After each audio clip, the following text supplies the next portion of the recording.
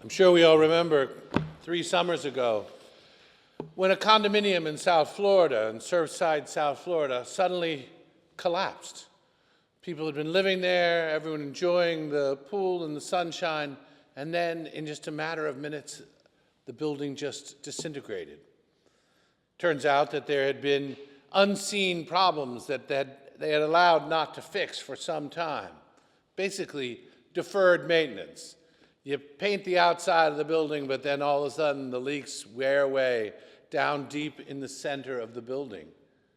And this is what Jesus is talking about in today's gospel.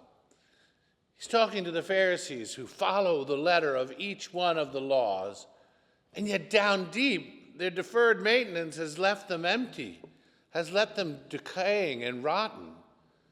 And Jesus is saying, no matter how many outward signs that you do, if you don't have love in your heart, if you're not treating people well or nicely, then it doesn't make a difference.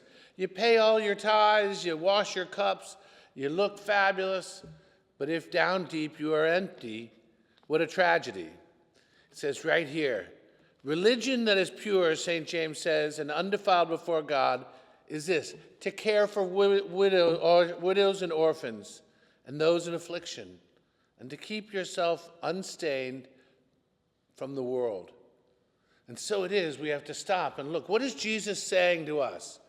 He's saying, okay, we might look great on the outside, but do we have deferred maintenance that we need to take care of?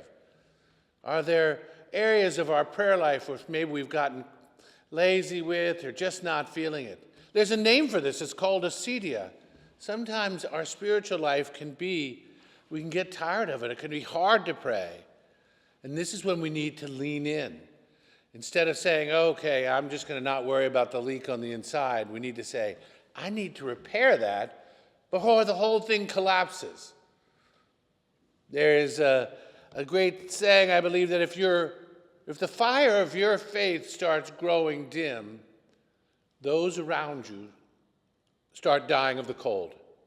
It's not just our own personal lack of fervor, it's our impact on those around us.